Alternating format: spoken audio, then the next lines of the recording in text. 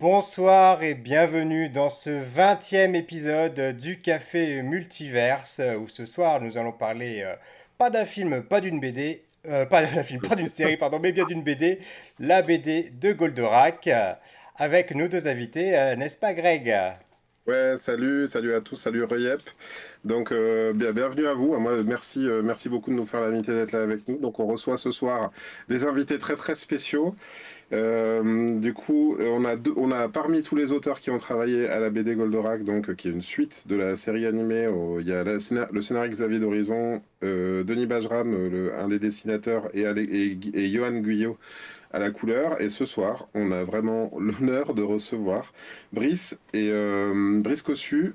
Pardon, je sais pas, je suis désolé, je suis trop ému. Il est Et ému, il est je les ému. connais pourquoi Brice Cossu et Alexis Santenac. Excusez-moi, j'ai trop préparé. Salut, salut Brice, salut Alexis. Salut tout le monde, merci de nous avoir invités, ça nous fait bien plaisir. Et on se Cool. retrouve tout de suite après le générique.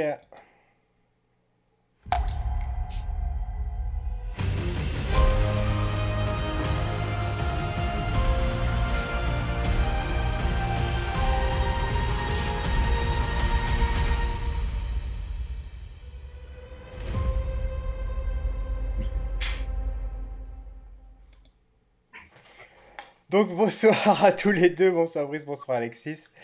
On va rentrer dans le vif du sujet sans plus attendre et on va vous laisser vous présenter, voilà, tous les deux. Donc allez-y, la parole est à vous. Quel âge? Honneur au plus vieux, non, vas-y. Honneur au plus vieux, donc on se présente chacun alors. Ouais, vas-y. Donc le plus vieux, c'est celui qui a pas trop de cheveux. Écoutez, moi pour me présenter, je commencerai en disant que j'ai décidé de faire de la bande dessinée quand j'avais 11 ans, après avoir lu un rubrique à braque de Gottlieb, où je me suis dit que là, bon sang, on peut faire ça dans la vie. Après, je me suis dit que ça serait peut-être pas facile de gagner sa vie en vendant des bouquins, enfin en créant, et après espérer que les bouquins se vendent. Donc je me suis orienté vers un métier qui était celui de graphiste publicitaire. Donc j'ai fait ça pendant 10 ans. Tout ce qui est pré-presse, offset, tout ça, j'ai bossé dans des agences, des boîtes de com. Et puis, comme le soir, avec mon premier boulot, je suis rentré chez moi, j'avais plus rien à faire le soir. Ma femme, elle, avait des examens à passer, elle devait bosser. Donc je me suis dit que c'était le moment pour travailler à la bande dessinée pour de vrai. Je m'y suis mis. C'était il y a combien de temps ça, à peu près? Comment? Il y a combien de temps à peu près tu t'es mis à la BD? Bah là, ce dont je parle là maintenant, c'était en 97, D'accord. 98, tu vois, un truc comme ça. Mhm. Et puis, ouais, un petit peu avant même, 95, 16, ouais. Et puis j'ai commencé donc à faire mes trucs dans mon coin, à rencontrer un pote qui aimait bien ça, qui me dit ouais, moi j'aimerais bien faire scénariste, je pourrais monter un tes projets, voilà. Et puis après, de fil en aiguille, en festival, je me baladais avec mon carton à dessin sous le bras. Les dédicaces, c'est toujours pas, enfin je veux dire, faire des dédicaces, c'est toujours pas mon truc. Ouais. Mais j'essayais de choper les auteurs en fait quand ils étaient dispo, je me présentais tout ça pour avoir des conseils de retour. L'anecdote amusante, c'est que le tout premier auteur que j'aborde pour avoir un retour s'appelle Denis Bajram, Ah. dont j'admirais le travail avant d'être publié. Et puis voilà, puis un jour, je rencontre aussi Jean-Luc Istin, on reste en contact, on commence à faire des projets un peu sérieux, etc. etc. Et puis un jour, j'envoie des trucs à Marc Moreno que j'avais rencontré, avec qui on s'était vraiment entendu en 30 secondes. Les gens croyaient qu'on se connaissait depuis 10 ans. Et fait curieux d'ailleurs, on a pas la même année, mais le même jour de naissance. Et un jour, j'envoie mes trucs comme ça, et il me dit putain, je trouve que tu as vachement progressé, appelle-moi ce soir, faut que je te parle d'un truc. Donc le soir, je suis rentré, je lui ai dit qu'est-ce qu'il y a, et il me dit bah écoute, voilà, moi, je devais faire un truc avec Corbéran, mais comme on a sorti le régulateur et que ça a explosé, il faut que je fasse que ça, j'ai pas le temps de tout faire. Et c'était donc Les Hydres d'Arès, mon premier bouquin. C'est comme ça que je suis arrivé là-dessus. Et puis après, l'aventure a démarré. Non sans un certain goût de l'échec. Et puis aussi un goût très prononcé pour la persévérance. Et puis j'ai bien fait, parce qu'aujourd'hui je suis toujours là et et on a pu vivre. C'est un sujet qu'on a beaucoup abordé quand on a fait l'émission il y a quelque temps sur Tic Tic Boom, qui était sur Jonathan Larson, un compositeur de Broadway, voilà, c'est justement un film vraiment sur la persévérance, où lui-même Ouais, a mis 8 ans avant de pouvoir commencer à percer, quoi. ouais, je pense que pour tous, bon, déjà, je pense que de toute façon, c'est valable d'une manière générale, hein, quoi qu'on fasse. Mm. Mais en plus, tout ce qui est métier un petit peu artistique comme ça, qui touche vraiment au subjectif, il faut jamais lâcher la barre si on a envie. Faut toujours croire en soi et voilà. Après, tout dépend ce qu'on veut faire avec ça. Mais enfin, Ouais, voilà comment ça se passe. c'est super important ce que tu dis comme sujet. Alors, désolé si ça devient redondant après, par rapport à ce que Brice va raconter, mais je pense que moi, quand je vous ai rencontré, d'ailleurs, on peut en parler un tout petit peu, mais parce que je vous ai quand même rencontré le même jour que j'ai rencontré mon épouse. C'est vrai? Ouais, je l'ai rencontrée en dédicace, hein, ouais, Anne-Claire. Et, Déjà, on a du bol. Nous, nos dis donc. Excellent. Et ouais, c'était donc c'est peut-être notamment pour ça que je vous ai autant retenu. Enfin bon, il y avait quelque chose de cet ordre-là. Après, je me rappelle vraiment de l'impression que vous m'avez laissé, parce que je connaissais pas. Bon, au départ, hein, les festivals, c'est comme ça, on sympathise avec nos voisins de table quand on est en train de manger, et puis on découvre un peu les œuvres des uns et des autres. Il y a quand même beaucoup d'albums. On connaît pas forcément tous le travail de chacun. Et je pense que, bon, moi, j'étais un peu sur on va dire, la fin des dédicaces de ma BD qui était sortie quelques années déjà auparavant. Et puis moi, je vous Et voyais. je crois celle de M, non? Oui, c'est ça, c'était la BD sur le chanteur M qui s'appelle Les mots contre les mots. Et déjà, moi, je me sentais un tout petit peu à part parce que je produisais plus, c'est-à-dire que je dessinais plus tout à fait dans ce style. Je venais parce que j'avais été invité, mais c'était plus du tout de l'actu. Sur la fin, j'amenais même mes propres exemplaires d'albums parce qu'il était plus en vente. Donc, j'étais pas dans un très bon mood et vous, je vous ai vu. C'est-à-dire que Pierre, je t'explique un petit peu aussi, c'est que dans leurs dédicaces, c'était pas seulement ils dédicaçaient leur personnage, mais ils remplissaient en plus des livres d'or, tu sais, et puis ils faisaient des Batman, des Hellboy, tu sais, mais avec leur style, tu vois, c'est-à-dire qu'ils avaient vraiment digéré un truc, alors que moi, finalement, je m'étais un peu perdu dans le photoréalisme parce que, à force de parler avec l'agent, qu'il fallait que le M soit de plus en plus ressemblant, je m'étais oublié complètement et je ne savais plus réellement dessiner par moi-même. Même si tous les deux vous m'aviez dit du bien de mon travail, moi j'en étais plus tout à fait à ce point-là et c'est marrant parce que ça m'a pris quasiment 10 ans moi avant de me défaire de ça. J'ai eu comme un déclic il y a 2 ans et sur la question de l'échec, je pense que je me suis peut-être un peu plus moi laissé endormir par des avis des uns et des autres qui n'étaient pas forcément pertinents, des éditeurs qui n'avaient pas forcément envie de mes projets ou de mon dessin, qui me disaient, qui avaient un peu décidé de me casser, quoi. Et en fait, je les ai trop écoutés. Et comme j'avais des revenus par le dessin, comme toi, Alexis, avec la com, alors moi, c'était pas que de la com, mais il y avait de l'événementiel aussi, bah, je m'étais un peu endormi. Du moins, j'avais endormi mes envies créatives en me disant, bah, je gagne ma vie. Alors, j'ai peut-être pas envie de justement, l'expression, je suis pas venu là pour souffrir. Là, je me disais, j'étais plus prêt à souffrir pour mon art. Et c'est en discutant avec Pierre, et il y a un peu tout qui match hein, en même temps. Le fait qu'on fasse l'émission maintenant, j'écoutais aussi une émission sur l'échec, et ça, c'est super intéressant. La leçon, ça s'appelle, un podcast sur l'échec, où c'est une chroniqueuse. Qui invite des célébrités ou des gens qui ont réussi, pas pour venir parler de leur réussite, mais pour parler de leurs plus gros échecs. Et souvent, leurs plus gros échecs, ils précèdent leur plus grosse réussite juste après. C'est-à-dire je pense que c'est un message qu'on peut envoyer à tous nos viewers, que ce soit ce soir, s'il y en a en direct, ou sur les rediffusions YouTube podcast, c'est que bah, la persévérance, ça paye, et puis surtout, c'est gratifiant, et vaut mieux pas essayer de se conformer justement à trop des avis d'éditeurs qui vont dire oui, mais nous, on aimerait plus que tu travailles à la manière d'eux. Moi, je m'entendais beaucoup dire ça, hein. Peut-être que vu que tu fais du réalisme, si tu fais du réalisme comme lui, ça va être, c'est ça qu'on veut, nous. Et en fait, mais moi, j'arrivais pas à faire du comme lui, j'avais envie de faire du comme moi, en fait, mais je savais Et, plus ce que et c'était du coup, du comme moi. toi, Alexis, ça a été quoi ton parcours? Brice, du coup. Ah, pardon, Là, on a Brice, entendu Brice, moi, Alexis, ouais, voilà. Alors, juste j'inverse déjà les noms, moi. un tout petit mot avant que tu commences. Et c'est la fin de l'émission. Non, mais c'est parce que D'abord, je trouve ça super touchant, tout ce que tu dis, Greg.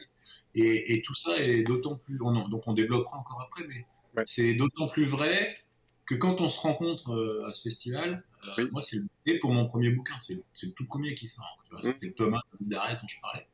Ouais. Donc, après, il y a eu plein de choses. Mais vous avez beaucoup enchaîné après, vous. Écoute, moi, par rapport à mon parcours, je voulais pas développer, mais par rapport à tout ce que tu viens de dire, je pense que je vais en parler parce que en termes de persévérance et pas de bol, j'ai eu ma dose, clairement.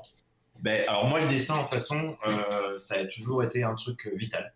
Je n'ai pas d'autre mot, c'est depuis que je suis gamin, c'était mon truc. Il fallait que je dessine 2-3 heures le soir après avoir fait les devoirs et je me mettais, on avait le lit superposé avec ma soeur, moi j'étais là-haut, je prenais les feuilles, je me mettais, alors moi il fallait absolument que je m'isole complètement, donc je me mettais des gros écouteurs, j'étais isolé, je m'écoutais la musique et la musique m'inspirait, mes histoires, mes dessins et je partais là-dedans, voilà, exactement, il m'imite super bien. Et je me rappelle, en plus, tu vois, il y avait l'armoire et je posais les feuilles et en fait, à chaque fois, les feuilles s'entassaient et on va dire tous les 2-3 mois, il fallait enlever la forêt que j'avais là-haut. Voilà. Alors après, moi, j'ai eu du bol par rapport à mes études. Enfin, j'ai eu du bol, c'est ce que j'ai cru dans un premier temps. C'est que j'ai été très bien aiguillé dès le collège. Moi, j'ai ma prof de dessin qui me disait, mais lui, il faut qu'il fasse des études de dessin, qui m'avait aiguillé vers l'art appliqué, un bac à appliqué. Super. Et donc, j'y suis allé et j'ai fait ça. Sauf que ça, c'était la catastrophe. Je vais vous dire, parce que quand on parle de, comme tu dis, des gens qui vont te dire, mais c'est pas bien ce que tu fais. Il faut t'imaginer, moi j'ai 16 ans, ou 16 ans, on est en cours, alors on avait un sujet sur je sais plus quoi, et on nous rend le sujet, et voilà, avec t'as une note, et on t'explique pourquoi. Et moi on me rend mon truc, alors j'avoue que le sujet ne m'avait pas spécialement inspiré, j'avais essayé de faire un truc, voilà. Et devant tout le monde, les profs à l'époque m'ont dit, Brice, 5 sur 20, c'est de la merde, va te jeter. Texto comme ça, hein, je n'ai pas le truc, c'est ce qu'on m'a dit. Et ça m'a marqué parce que à ce moment-là, j'ai dit en fait à quoi bon continuer à dessiner, à faire des trucs puisque je fais de la merde. J'ai même retrouvé des mots de l'époque avec un de mes meilleurs amis qui est toujours un de mes meilleurs amis aujourd'hui, qui avait retrouvé ça, qui m'a dit mais et lui me disait mais n'abandonne pas, t'es fait pour faire un métier de dessin, te laisse pas avoir par ces connasses quoi. Et bref, exactement. Donc après ça, je me suis cherché. J'ai fini par faire une prépa Beaux-Arts un ou 2 ans après, qui était super. Mais c'était une école avec des casiers et donc je rangeais mes travaux dans les casiers. Je voulais présenter les arts déco à Strasbourg. J'avais un super dossier, j'étais super content. Moi aussi, je voulais faire ça. Et je me suis fait tout voler. Et je me suis fait tout voler parce qu'on m'avait ouvert mon casier à 2 semaines des examens. Et l'école m'a dit on peut rien faire, désolé. Et donc là j'ai totalement arrêté. J'ai fait de l'intérim pendant 2 ans, donc j'ai bossé avec Adéco pendant 2 ans à faire plein de boulot, manut, machin. En même temps, il y a des coups dedans. Oui, bon, c'était vraiment mon truc quoi. Par contre, j'ai jamais arrêté de dessiner, hein. Je dessinais tout le temps, hein, ça c'est clair, ça m'a jamais dégoûté de moi pour mon plaisir personnel. Et au final, je me suis dit, allez, je vais me servir de ce truc-là, je vais bosser pendant 1 an ou 2 ans. Et j'ai retrouvé une copine qui était dans une autre école pour un BTS, et je dis, je me paye l'école.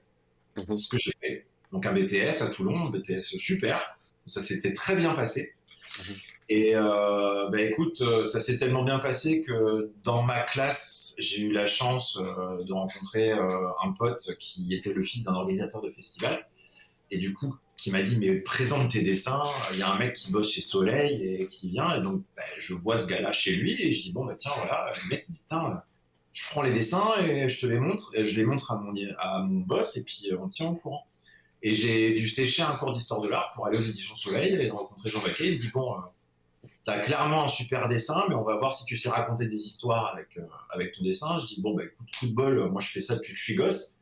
Avant de me dire que je voulais faire de la BD, il y avait toujours une forme de narration dans mes dessins. Tant mieux, c'est bien passé. Et c'est tant mieux parce que j'ai pas eu mon BTS, parce que j'ai eu l'appendicite le premier jour des examens. Et du coup, c'est rédhibitoire, voilà. Mais heureusement, j'avais le job dans la BD. Donc ça, c'était en 2006, et donc j'ai commencé la Alors, BD en 2006 avec... messieurs, moi j'aimerais vous poser une question parce que pour le coup, moi je suis pas du tout artiste, Mais loin comme de chez là, toi. et Ouais. j'ai quelque chose qui me trotte dans la tête, c'est un jeune qui voudrait se lancer dans la BD. Est-ce que vous pensez que faire des études artistiques c'est obligatoire pour rentrer dans ce métier? Ou bien est-ce que c'est finalement une illusion parce que c'est pas un métier qui s'apprend de cette façon-là? Ni l'un ni l'autre. C'est pas une illusion, parce que c'est toujours bon d'apprendre des compositions d'images, des techniques, etc. Mais c'est carrément pas une condition sine qua non pour faire de la BD, parce que la BD, c'est pas.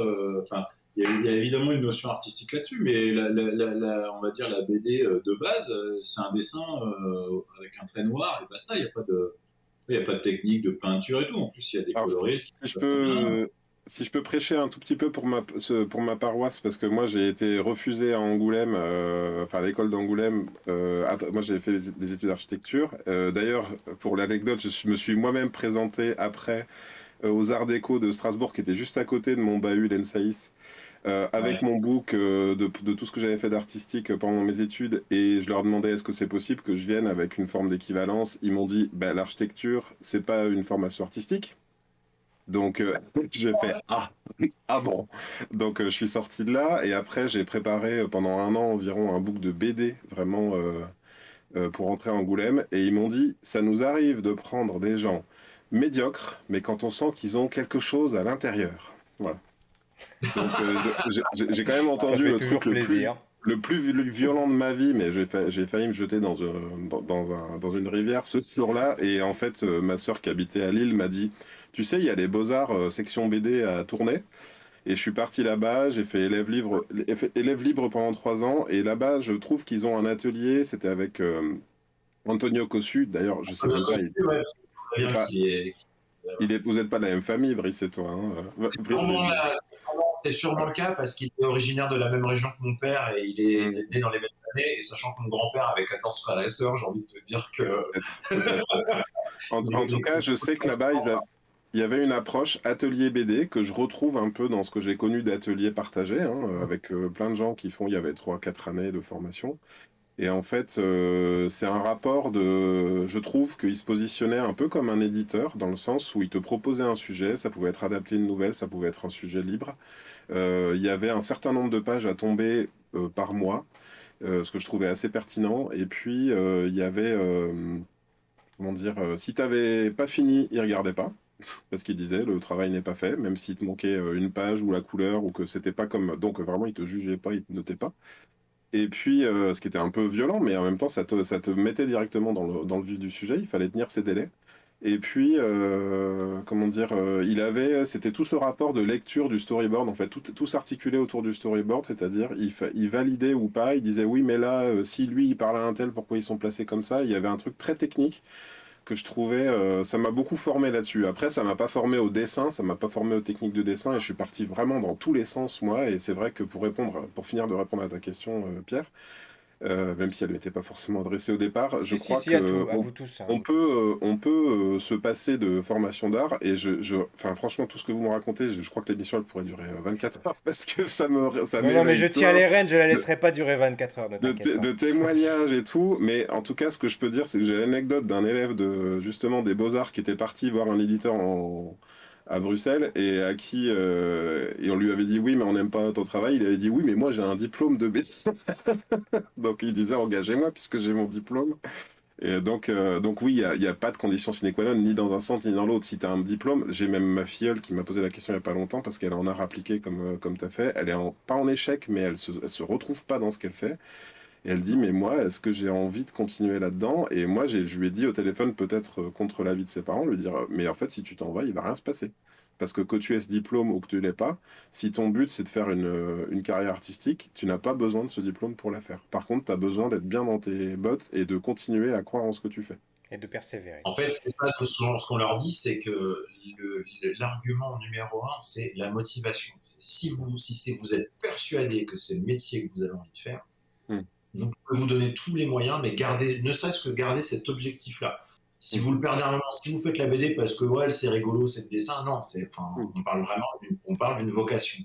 Ouais. Et Après, les études, que ce soit en art appliqué ou ce que tu as fait à tourner, il y a plein de choix différents, mais tu peux piocher dans les uns et les autres. Moi, par exemple, en art appliqué, notamment dans le BTS, j'ai fait du storyboard de publicité, ce qui a été extrêmement utile pour le côté narratif.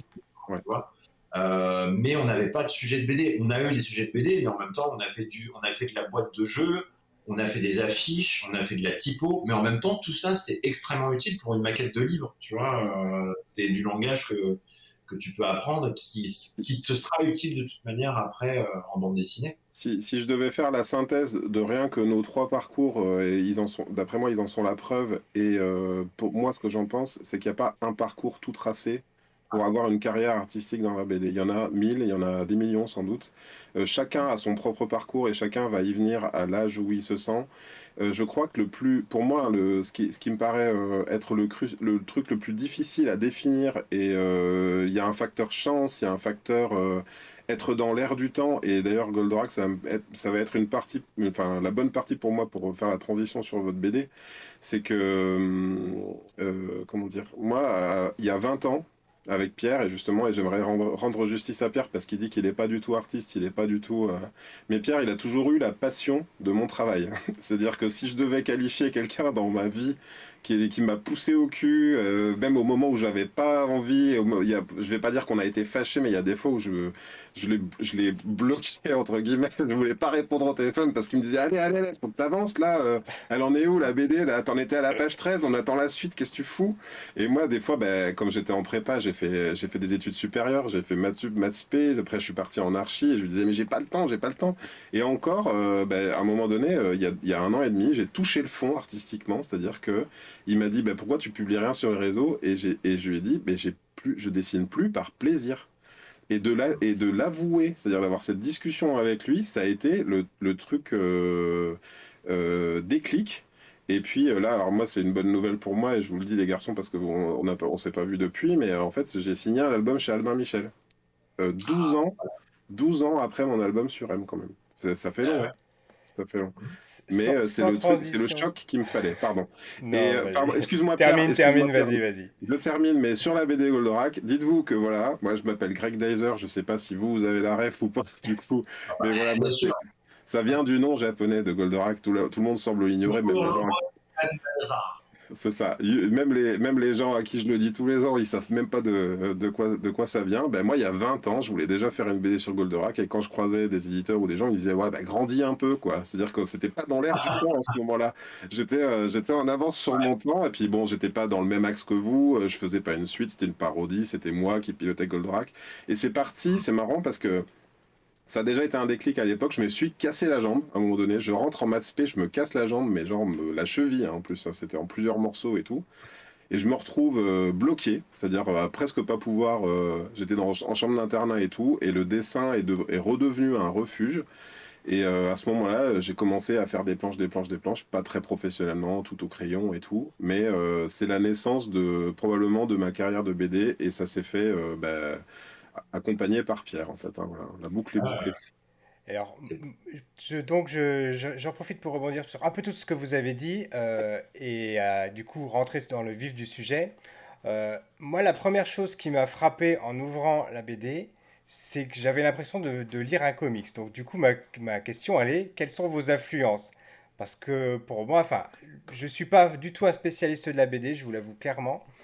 Je suis plutôt manga, je suis plutôt comics. La BD, c'est vraiment en secondaire. Et moi, quand j'ai ouvert votre BD, j'avais l'impression d'avoir un comics sous les yeux.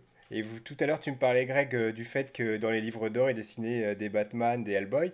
Donc, du coup, je vous pose la question à tous les deux. Quelles sont vos influences?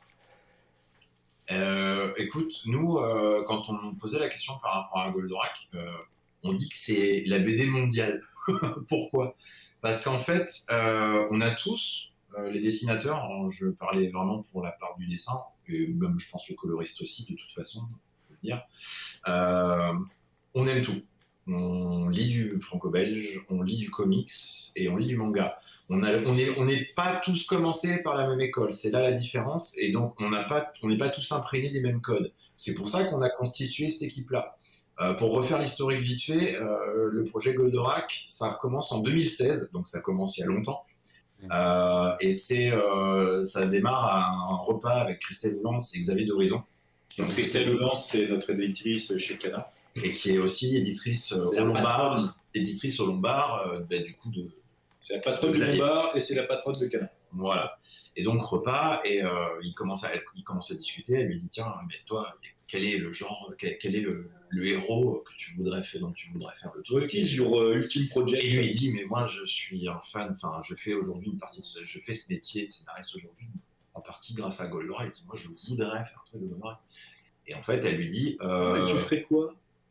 Et de quoi? Mais elle lui dit, et ce serait quoi? Et il commence à raconter un peu, en fait, parce qu'il avait déjà réfléchi à des trucs. Et voilà, donc c'est vrai que des images, des histoires, des ambiances. Voilà. Et du coup, elle lui dit, bah écoute, par contre, je connais Gonagai, donc si tu veux, je peux aller lui présenter et lui demander. Et il fait, bon. Il dit, ok, j'ai un dessinateur pour toi. Et donc c'est là qu'il va voir Denis. Tout se passe dans la même journée, ce que je veux dire. C'était le midi, après dans l'après-midi. Voilà, et donc il va voir Denis, il lui dit, bon, ça faut savoir que Denis, sa première BD quand il avait 10 ans, il a fait une BD de 20 pages sur Goldorak. Voilà, donc autant dire qu'il était fan aussi. Et il lui dit, par contre, je peux pas le faire tout seul, pour plein de raisons, pour des raisons déjà de délai, et pour des raisons que je ne peux pas faire ça tout seul, parce que j'ai pas tous les codes. Il n'a pas les codes manga. Voilà. Et immédiatement, il pense à Alexis et moi pour deux raisons. Il pense à moi pour le côté manga, parce que moi, pour le coup, pendant très très longtemps, jusqu'à, je pense, 18 ans, je n'ai lu que du manga, et je me suis mis aux comics à partir de ce moment-là, et je suis venu au franco-belge un peu plus tard. Mais vraiment, moi, je viens du manga. Je suis toujours, de toute façon, si je devais dire ce que je lis plus, c'est du manga, clairement. Et donc, pour tout ce qui est code manga, pour autour des personnages, comme ça, il a pensé à moi. Ensuite, pour le côté SF, un peu pop, machin, et surtout un peu comics, il a pensé à Alexis. Voilà. Et Denis lui-même a aussi une culture comics, mais franco-belge, qui est quand même assez poussée. Et donc, la somme des trois, on fait tous les trois du franco-belge, mais il y en a qui sont plus proches du comics et plus proches du manga. Ouais. Parce que pour situer un petit... Ah pardon, vas-y. Ouais, je disais, et du coup, c'est rigolo parce que en général, les lecteurs de manga trouvent que c'est manga. Les lecteurs des mangas trouvent que c'est exactement, c'est ça. Et donc, on a réussi à faire quelque chose qui parle un peu à tout le monde. Je me permets de rebondir sur ce sujet, Pierre, je pense que tu as la ref. Vous voyez Buichi Terasawa qui a dessiné Cobra en manga. C'est un des premiers qui s'est mis à faire du manga en couleur, et avec ses couleurs hyper de Photoshop, oui voilà, en fait, quelque part, je trouve que ça ressemble à du comics, déjà, les pages... Mais tu sais, moi, sur plein d'aspects, je trouve que le comics et le manga sont vraiment très très proches. Tout à fait. Oui, c'est vrai que depuis le début des années 2000, je dirais que les codes sont en train de se couper, de se croiser, de s'inspirer. Enfin voilà, il y a comme ça fait très longtemps, ouais, il y a une forme de mondialisation de l'art séquentiel BD, et je trouve qu'il en parle pas mal, Scott McCloud, dans un de ses essais. Il y a un rebrassage des cultures. On sent que les auteurs de comics ont lu du manga, on sent que les auteurs de manga ont lu du comics. Quand on voit My Hero Academia, par exemple, on a vraiment l'impression d'avoir un auteur de manga qui fait du comics en ayant connaissance de l'univers des comics. Non, mais moi je trouve ça super intéressant. Alors pour resituer un petit peu, moi presque Brice, t'es un de ceux que je connais qui fait presque les trois, parce que donc tu fais Frunk, je sais pas comment on prononce, mais Frunk chez Dupuis, qui est vraiment la prononciation que tu viens de faire. Du pur franco-belge, donc ça paraît dans Spirou. Je trouve ça très très bien, d'ailleurs, si je peux me permettre encore de vous dire à quel point j'apprécie votre travail. Merci encore d'être avec nous. Denis Bajram, donc son très gros titre, c'est Universal War 1, Universal War 2, qui est de la BD franco-belge, mais plus réaliste, et c'est vraiment de la grande épopée, et c'est... Enfin, Space Opera RDSF. On comprend comment Denis se retrouve sur un projet comme ça, au-delà de son amour pour Goldorak, je veux dire, ça paraît évident. Moi, tous les deux, ça m'a paru évident aussi. Johan, je connaissais pas, et Xavier, ça m'a paru aussi évident pour son talent, et quelque part, d'un côté, effectivement, je comprends ce que tu ressenti, Pierre, mais comme tu dis, je pense que ceux peut-être qui ont plus l'habitude auraient plus vu un truc manga alors qu'ils s'attendaient plus à de la BD, et ceux qui lisent moins de BD, d'ailleurs c'est peut-être mon cas, je lis peut-être plus de manga et de comics que je lis de BD, et encore. Et du coup, j'y ai presque plus vu un Goldorak made in BD franco-belge aussi. Donc, je pense qu'il y a. Et le mariage me semble assez réussi. Et ça peut me permettre de rebondir sur une autre question. Parce que j'ai lu donc les pages bonus et tout, mais je me suis posé tout du long, même si j'ai un peu la réponse en ayant lu l'atelier virtuel à la fin. Qui a fait quoi? On a tous fait. En Mais fait, on ne sait pas. alors, quand on a fait le dossier, il y avait une histoire de dire ce qu'on disait tout à l'heure, pour le côté manga, personnage, tiens, Brice, il est bien. Pour le côté science-fiction pop, Alexis, il est super. Pour tout ce qui est les extraterrestres avec les oreilles pointues, enfin, voilà. Et Denis, pour tout le côté vraiment épique et très pointu en termes de design, etc. Voilà. Sauf qu'on n'a pas voulu fonctionner comme ça sur la BD parce que c'est du travail du studio et nous, on se connaît tous suffisamment. Alexis, on bosse ensemble depuis 12 ans, non, 13 ans cette année en atelier.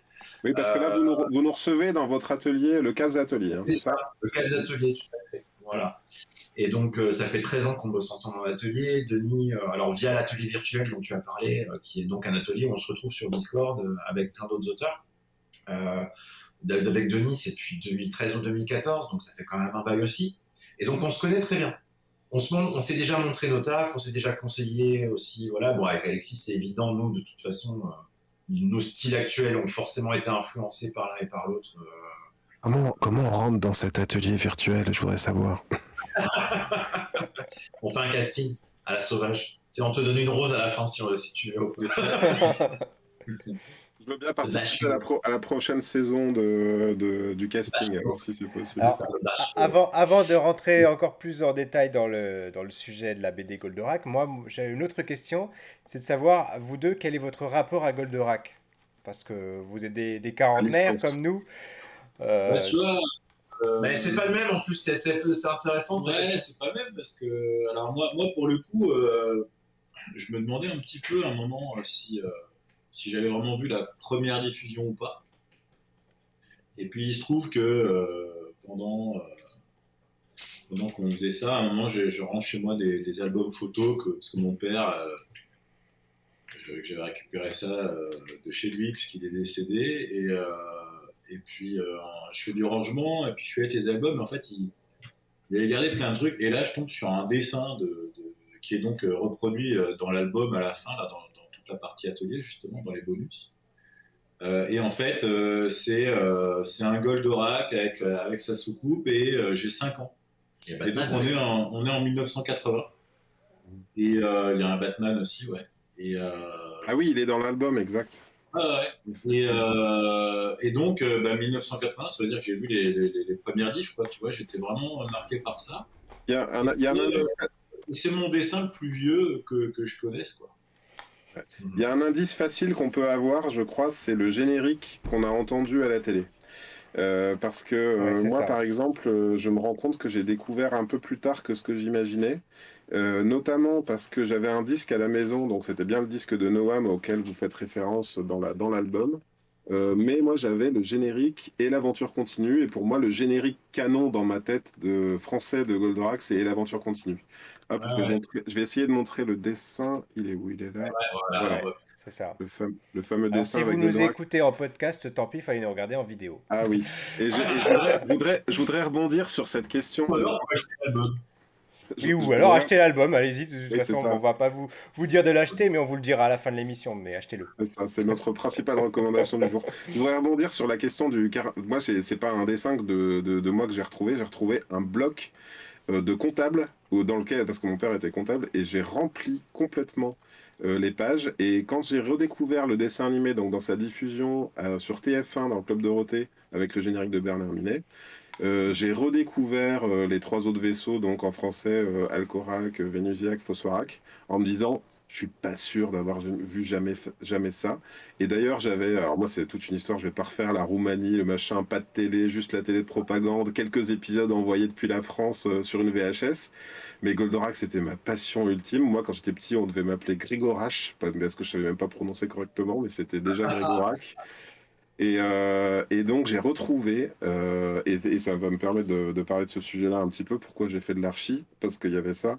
Mais j'ai retrouvé tout un bloc dans lequel j'avais la coupe de la base. Je l'ai pas malheureusement avec moi, mais en blueprint comme ça avec la sortie de Goldorak, les routes numérotées et même la base au-dessus avec les trois vaisseaux par-dessus. Donc je connaissais déjà et j'avais oublié que je connaissais.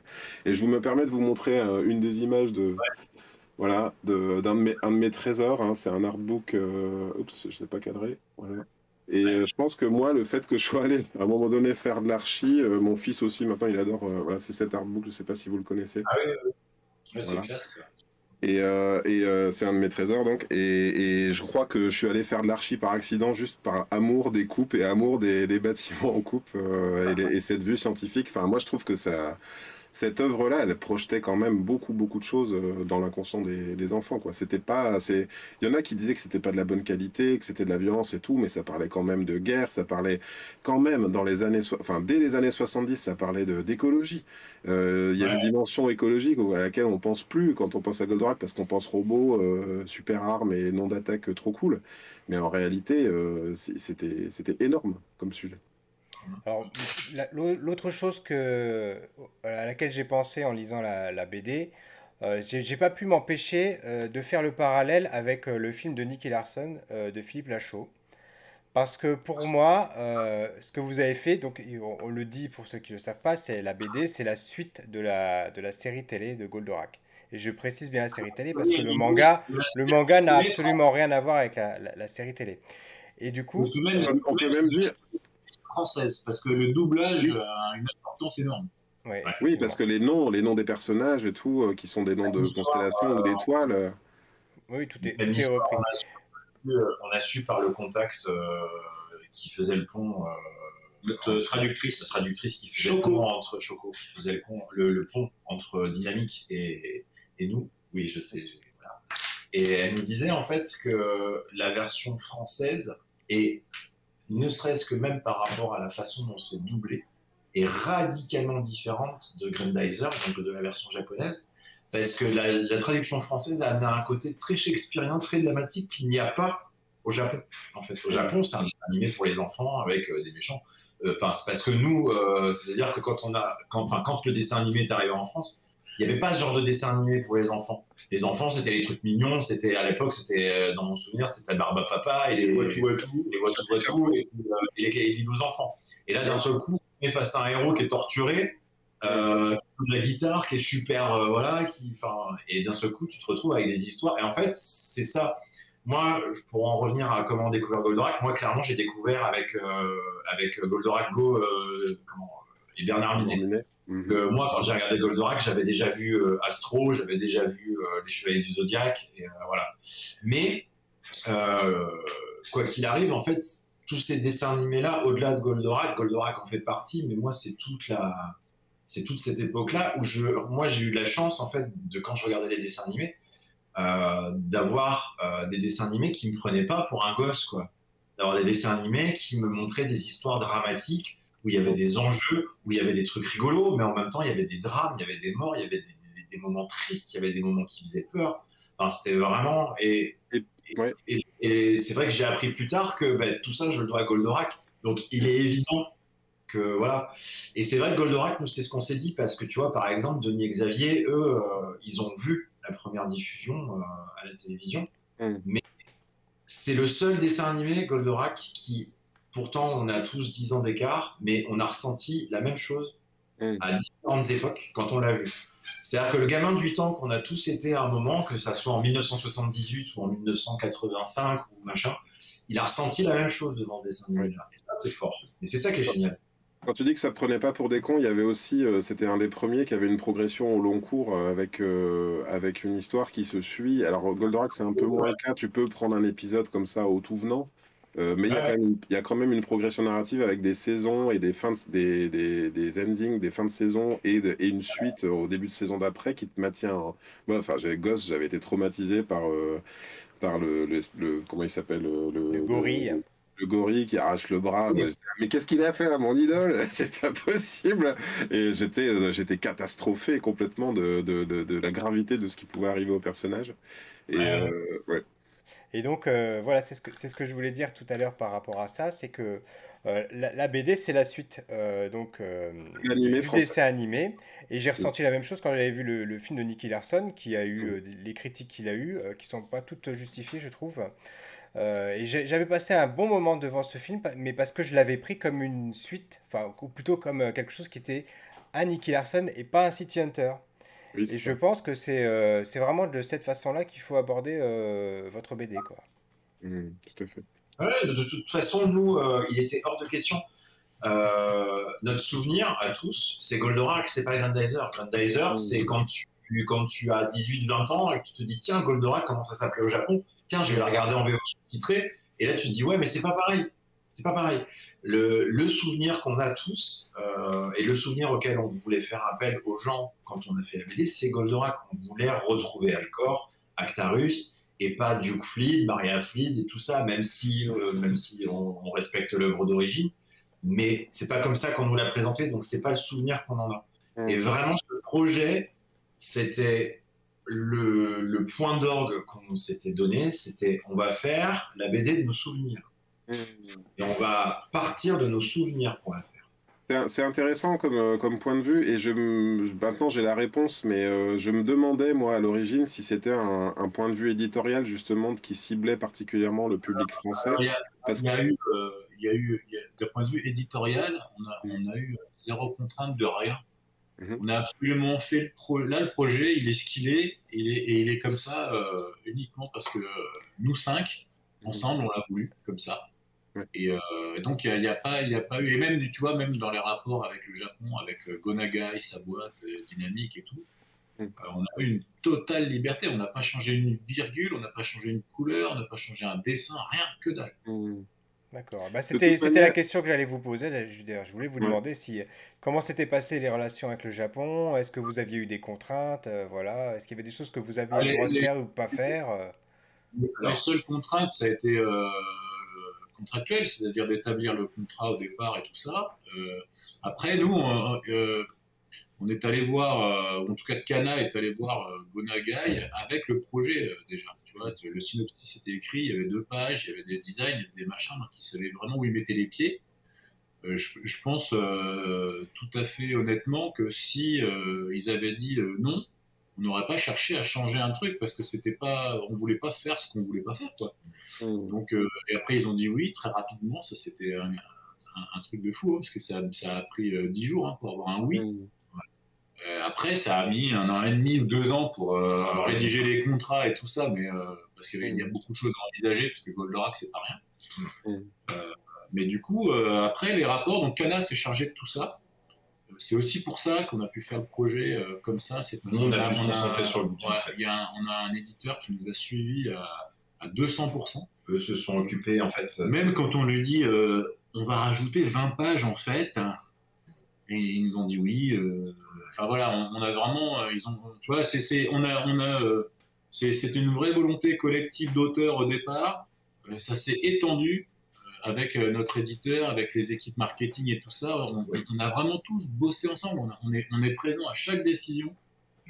Encore aujourd'hui, puisque là aujourd'hui, bah, bon, le bouquin est sorti, il a connu son succès, c'est bien, ça peut continuer. Qu'est-ce qu'on peut faire, qu'est-ce qu'on peut envisager voilà, c'est super aussi en tant qu'auteur, du coup, c'est vachement intéressant. Et pour être en plus, donc pour rebondir, le seul moment où Dynamique, la boîte, nous a dit ah, là non, c'est parce qu'il y a un passage où il retrouve une photo et du coup, on avait mis dans le storyboard parce qu'il fallait qu'on fasse valider par contre chaque étape. Hein, le storyboard, ensuite les ancrages noir et blanc et la couleur. Mhm. Et du coup, pour le storyboard, on avait mis une capture d'écran du dessin animé. Mhm. Interdiction d'utiliser quoi que ce soit qui vient du dessin animé, une image du dessin animé. C'est le seul truc. On connaît, j'imagine que vous connaissez l'histoire, que ça a été un petit peu compliqué entre la Toei et Dynamique pendant un petit moment à cause de ça, et que la situation s'est C'est pour bloquée. ça qu'il n'y a jamais rien eu sur Goldorak. Voilà. Par contre, on a eu une chance incroyable, c'est qu'à un moment, bah, il a bien fallu qu'on dessine le centre, etc. Et c'est pas forcément facile de trouver de la référence sur Internet par rapport à ça. Donc, on a dit à un moment à Kana, est-ce que vous pourriez éventuellement voir si on pourrait. Et en fait, ils ont demandé et on s'est retrouvés et ils nous ont envoyé à l'époque, les trucs de fax, des corps, du centre, machin, etc.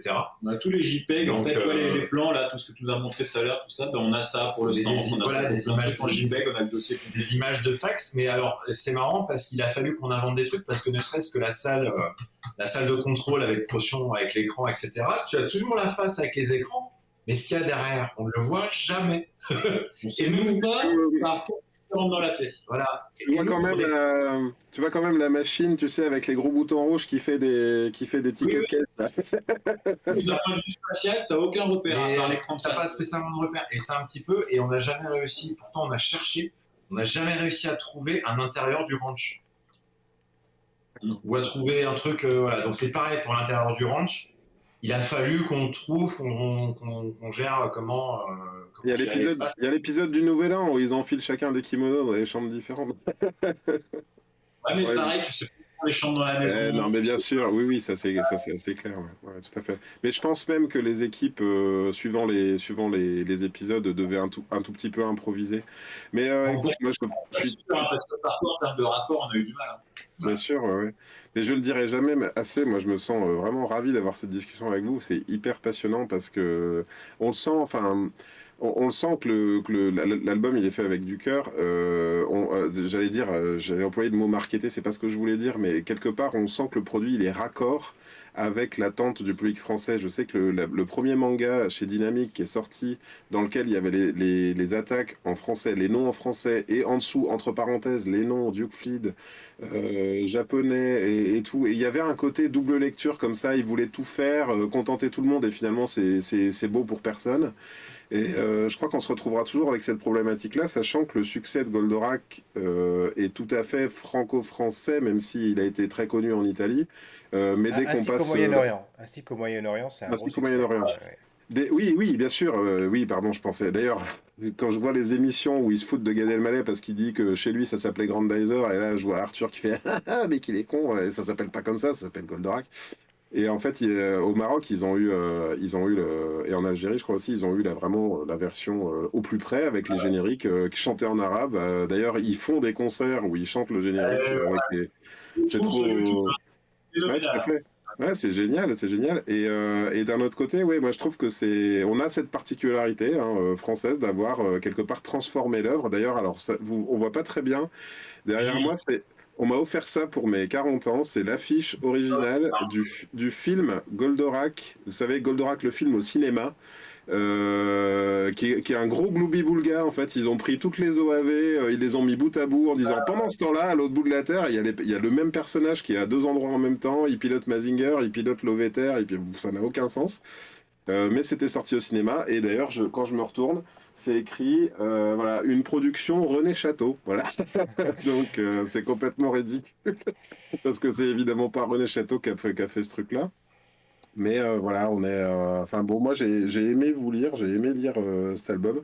Et c'est vrai que de toute façon, vous voyez, je parlais de Greg Dyser, je parlais de Grandizer. Quand j'essaie d'expliquer ça, personne comprend en fait, parce que personne n'a connu Mazinger, personne n'a connu Gret Mazinger, si ce n'est que. Ben, quand je suis rentré en France, qu'il n'y avait plus Goldorak à la télé, moi j'ai eu dans ma bibliothèque de quartier, j'ai eu la BD Mazinger Z et j'ai découvert donc par moi-même. J'ai d'ailleurs cru d'abord que c'était une suite.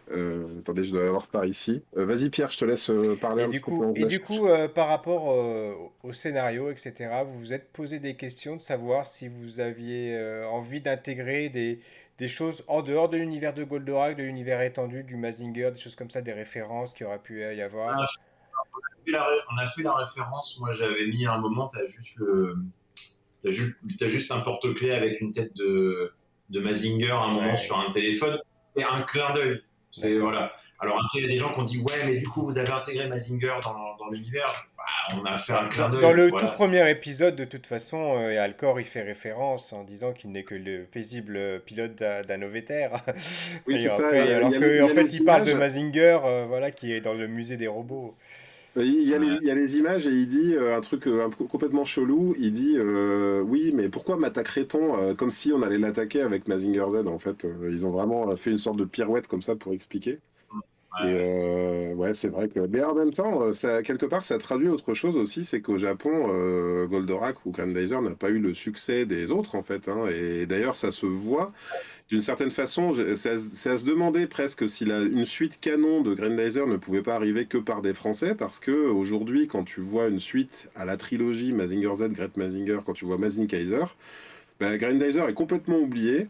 Et puis on retrouve Koji Kabuto qui réaffronte à nouveau les créatures du Dr. Hell. Et puis Mazinger est surclassé, Great Mazinger aussi. Et du coup il a un nouveau robot. Et c'est pas Grandizer qui arrive à la rescousse, c'est Mazin Kaiser. Donc on oublie complètement, on fait une suite canon. Et le Koji Kabuto, donc Alcor, n'est pas devenu Alcor pilote d'Oveter. C'est que Grandizer, en fait, à la base, ne devait pas être attaché à Mazinger, ça devait être un truc à part, mais c'est la Toei qui a exigé, en fait, d'intégrer Koji Kabuto, donc Alcor, dans l'anime, mais ils ont dit, on peut pas, on a déjà un héros, Duke Flea, Actarus. Et ils ont dit, obligé. Et du coup, c'est comme ça qu'ils ont intégré Actarus, et qu'ils ont intégré Alcor. Et le problème, c'est que ça n'a pas du tout passé aux Japonais, parce que c'est ce qu'on disait, imagine, d'un seul coup, Batman devient Robin. Et c'est ça. Et du coup, c'est une décision de la Toei, parce qu'à la base, Grandizer était vraiment un truc à part, mais ils ont voulu l'intégrer comme saison 3, entre guillemets, et ça n'a pas marché. Et il est Oui. Ça n'a pas marché à la hauteur de Mazinger, parce que ça a eu quand même ils avaient quand même leurs spectateurs. Il y a quand même eu 3 saisons. Hein. Oui, 3 saisons, c'est pas rien. Et Koji Kabuto, effectivement, il perd un peu la saveur qu'on lui avait connue. Il est même pas doublé par le même doubleur, d'ailleurs. Et puis... Pardon, je sais, mais par rapport à cet aspect de l'univers étendu, en fait, c'est même pas une question qu'on s'est posée. Ce qui est assez marrant, après coup, là, sur le vécu de la création de cet album-là, de Goldorak, c'est qu'on a vachement marché sur l'évidence. C'est-à-dire que, comme disait tout à l'heure Brice, notre volonté commune, c'était de surfer sur l'émotion qu'on avait ressentie à 8 ans en regardant Goldorak, c'est ça. Avec le savoir-faire d'auteur de BD de 15, 20, 30 ans, suivant qui est bossé. Et en fait, partant de ce postulat-là, tu te demandes pas si tu vas intégrer Mazinger, parce que l'enfant de 8 ans, Mazinger, il sait pas que ça existe. En fait, on savait même pas qu'on regardait du manga, on savait, tu vois, je veux dire. Et donc, tout ça, c'est plein de questions qu'on ne s'est pas du tout posées. En fait, pour rebondir, parce qu'on n'a pas eu la même... ça n'a pas été le même réglage selon qui a fait quoi. Alexis et moi, par exemple, quand on a commencé à travailler sur l'album, on n'a pas voulu revoir la série. On a voulu rester uniquement, ce que je disais tout à l'heure, sur le souvenir qu'on en avait. Parce que ça restait très clair entre nous. Et je voulais pas revoir parce que je voulais pas déflorer ce souvenir-là en le regardant en étant un auteur d'une quarantaine d'années. J'ai dit, je vais pas le regarder. J'ai dit, je vais pas regarder de la même manière. Merci. Et du coup, on s'est juste basé sur des visuels quand on avait besoin de revoir, tu sais, certaines particularités de cheveux ou ce genre de choses. On a regardé, on a trouvé, mais voilà, on jetait un œil. Ouais, c'était comme ça, ok. Mais après, on s'est dit, il faut qu'on reste sur ce truc-là. Ça a été différent pour Yohan à la couleur. Parce que voilà, on parle du dessin depuis tout à l'heure, mais il faut quand même parler du travail de ouf de Yohan à la couleur. Parce que Yohan, faire une BD en couleur de 2021, avec un dessin animé, avec la saveur des années 70, c'est chaud. Rendre en bande dessinée franco-belge de 2021, donc avec des ambiances, machin, un robot qui a à peu près toutes les couleurs sur lui. Et voilà. Et donc, il a fait un travail de malade, mais lui, pour le coup, il est allé regarder il a regardé le dessin animé en même temps qu'il faisait l'album, justement, pour se réimprégner du truc, pour voir les ambiances qui étaient faites. Et justement, ça lui a permis de redécouvrir des trucs. Et ce qui est génial, c'est que ça lui a permis aussi de voir qu'on avait fait quelques conneries. Notamment sur un des médaillons d'inexactitude, notamment sur un des médaillons de fort, où du coup, sur la première version du médaillon de fort, quand sur la page où il y a Phénicia qui les rejoint dans la camionnette. Voilà, dans la camionnette. On avait fait en fait le médaillon que Actarus lui offre dans l'avant-dernier épisode. D'accord. Ouais. Mais qui n'est pas le médaillon qu'elle porte. C'est pas le médaillon du prince de Fort. C'est pas le médaillon du prince de Fort. Ils appellent ça en version française, tiens, le médaillon du prince de Fort. mais c'est pas. Enfin bon, bref. Ouais. Voilà le truc. Et ça, heureusement, c'est le travail de couleur de Yohan. Mais même, je dirais que quand on a fait le dessin, il disait ouais, mais là, tu vois, la couleur, si je veux faire ça, il peut pas y avoir l'ancrage comme ça. Donc même nous, on a été obligé On l'a modifié, ouais. donc c'était vraiment un travail, c'était du ping-pong permanent en fait. Mm. C'est intéressant tout ce que vous dites parce que je trouve que l'idée de d'en faire la suite de votre souvenir plus que la suite formelle, et je pense que honnêtement, si j'avais dû faire ce truc-là, moi je me serais probablement heurté à ce problème-là de vouloir être trop parce que je connais trop en fait. Moi, quelque part, c'est pas mon souvenir, je l'ai trop vu, ça m'a jamais quitté, je l'ai montré à mes enfants encore, enfin je veux dire, je l'ai montré à mon filleul. Donc c'est une œuvre que je connais par cœur. Je pourrais presque me qualifier comme un gardien du temple. Et je dois vous avouer que la première lecture a été un petit peu dure pour moi, même si encore une fois je suis pas quelqu'un qui va avoir des critiques acerbes. Et j'essaye de comprendre les démarches et de me mettre dans les pas de l'auteur, d'apprécier le travail pour ce qu'il est. Et je l'ai apprécié quand même. C'est vrai que faire revenir l'OVTR d'Alcor, l'OVT2, je me suis dit c'est quand même complètement gratuit. Il aurait jamais fait ça. Enfin bon voilà, c'est des petits trucs où je me suis attaché à des détails comme ça, et en même temps, rapidement, on se laisse porter par votre histoire, et je crois que, il me semble que vous rencontrez un beau succès en librairie, et je suis très heureux pour vous de ça, et je crois que c'est parce que vous avez pris le bon parti pris. Et d'ailleurs, ce qui est intéressant aussi dans l'aspect on parle beaucoup du Leijiverse, vous savez, les lectures et relectures d'Albator, les remakes, les reboots et tout. En fait, je crois que l'univers de Gonagai, il est un peu sur la même route. C'est-à-dire que il est ouvert à différents projets, il est ouvert à différents créateurs. Je crois qu'il y a je sais pas si c'est sorti ou si c'est en chantier. Il y a un manga qui est en couleur, qui est en préparation justement, qui est un peu plus collégial de l'œuvre.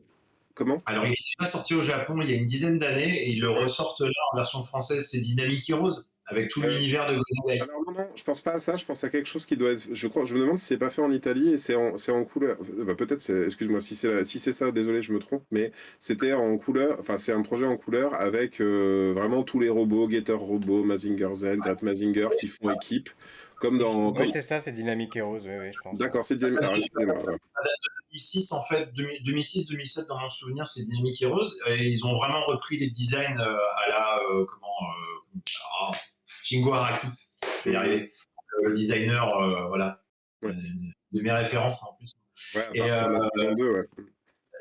Et du coup, on a vraiment un dessin comme ça. Et c'est vrai que le manga est en couleur. Mais au-delà des robots, tu as des Villeman, tu as Cutie Pony, Chériniel, pour les C'est ça, ouais. ceux qui connaissent en français. Enfin voilà, tu as vraiment tout l'univers de Gonagai. C'est pour ça que ça s'appelle Dynamic Heroes dans mon souvenir. Si c'est à ça que tu penses. Hein. Oui, possible, oui, c'est ça. Dynamic Heroes, mais il me semblait qu'ils en refaisaient un neuf. En fait.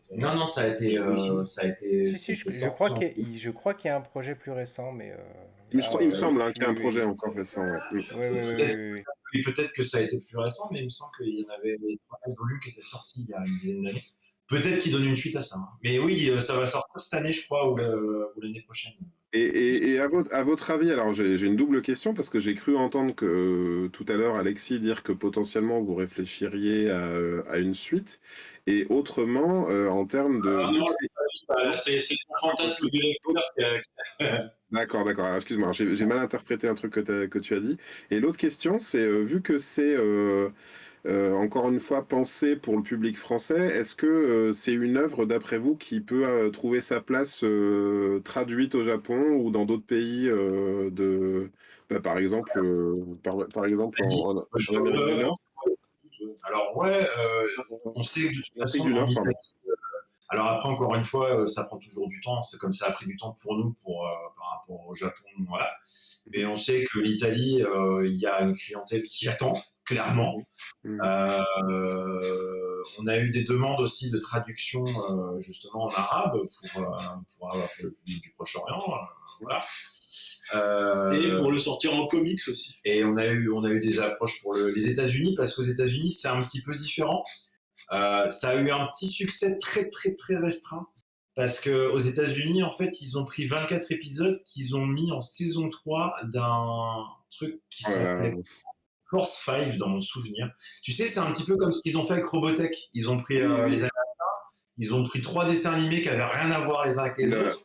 Ou la bataille des planètes aussi, ouais. Voilà, et ils ont fait pareil avec 3 ou 4 dessins animés, dont Goldorak, et un truc qui s'appelait Force Five, mais qui a eu du succès, je crois, sur la côte Floride, je crois. C'est du côté de la Floride ou un truc comme ça, genre par là-bas, voilà. Mais du coup, il y a eu quelques trucs comme ça. Après pour une traduction au Japon, le problème se pose pas en termes de public, parce que je pense que de toute façon, il y a un public pour ça. Mais le problème se pose en termes de produits.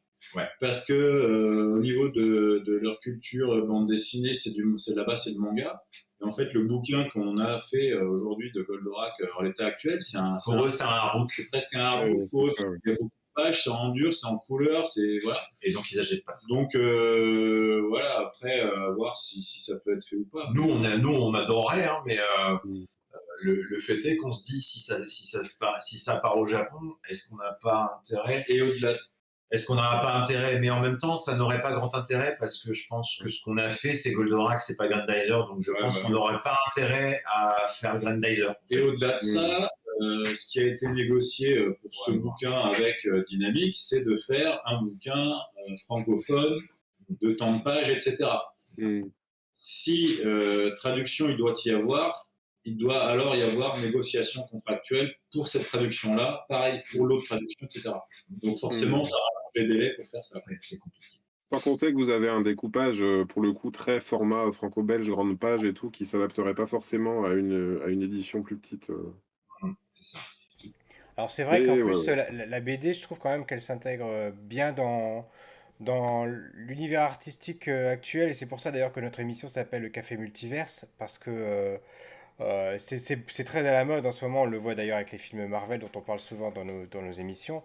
C'est très à la mode d'avoir des réinterprétations des héros. C'est d'ailleurs quelque chose qui est un trait typique du comics à la base, mais qu'on voit de plus en plus apparaître dans les mangas également.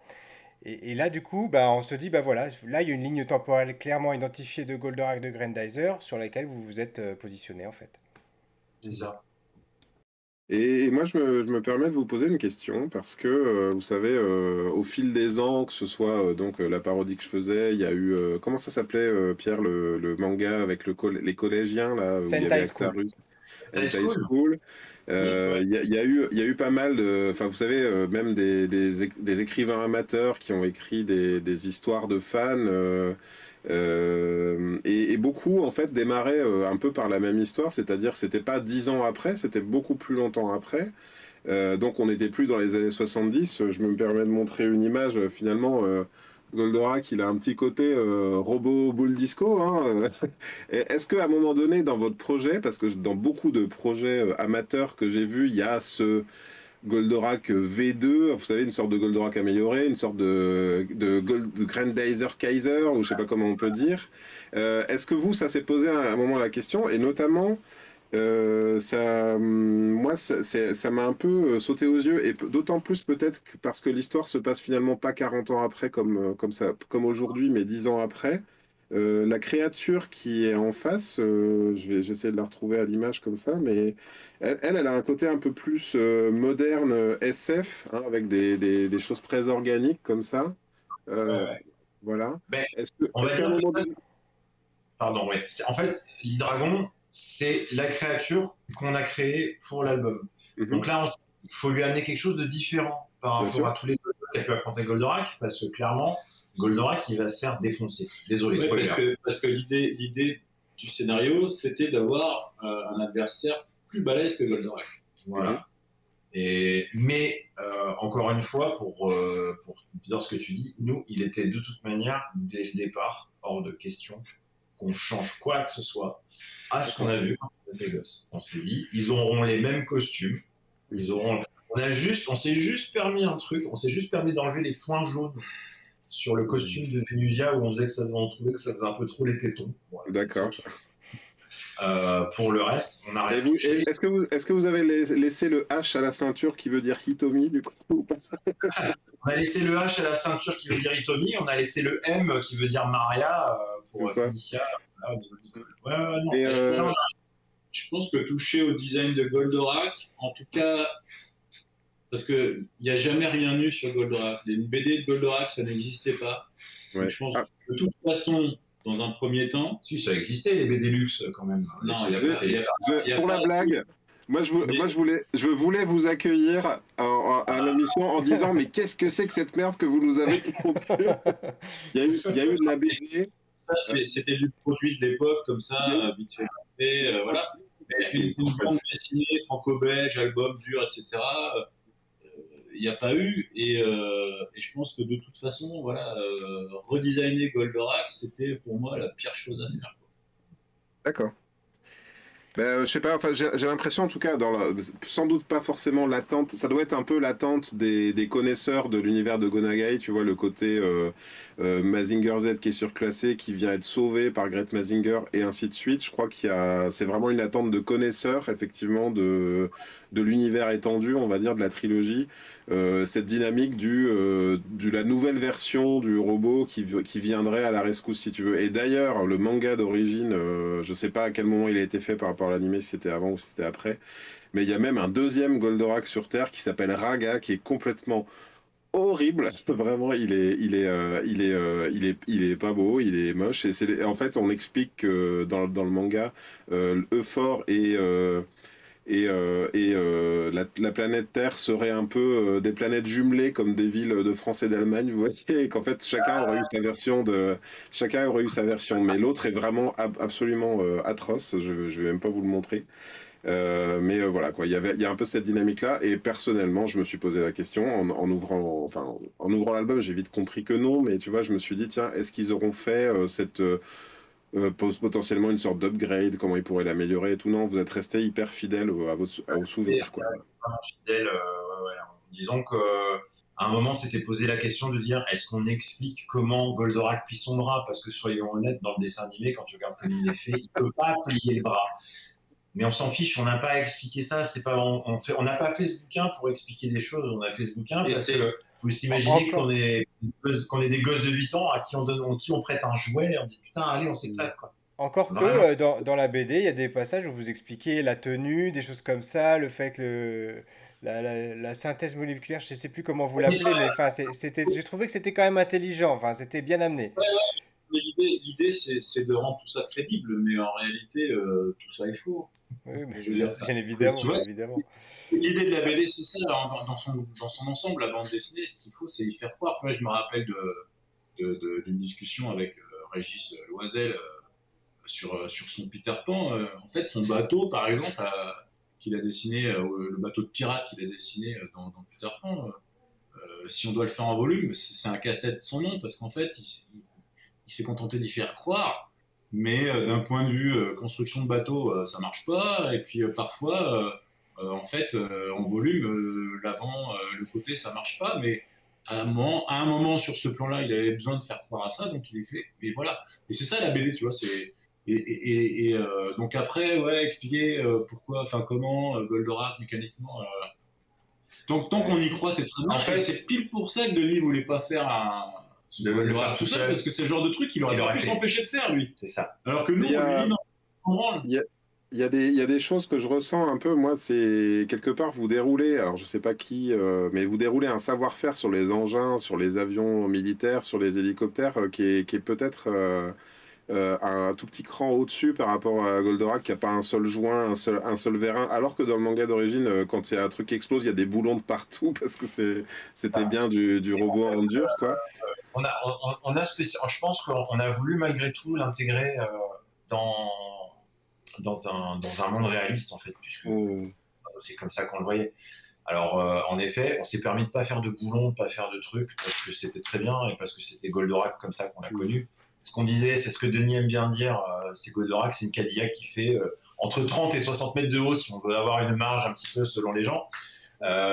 Mais concrètement, c'est ça. Et il fallait malgré tout qu'on la intègre dans un monde réaliste. Alors, par contre, là où on s'est un peu fait chier, c'est que les bastons dans Tokyo, tu peux faire, si tu veux, par contre, ce qu'on pourra faire avec le Japon, c'est le Goldorak BD Tour. C'est-à-dire, vous voyez ici, c'est dans cette rue-là que Goldorak, à un moment, se fait défoncer le bras. Et en fait, on avait vraiment le Google Maps de Tokyo. c'est-à-dire que l'hôpital où se trouve Vénusière au début de l'album, machin, on a regardé les hôpitaux, les machins, on a vraiment pris les rues telles quelles, quoi. C'est marrant parce que vous auriez pu vous affranchir quand même d'un réalisme et de faire un Tokyo de. On a rajouté quelques buildings par-ci par-là pour que le plan Oui, pèse, bien sûr.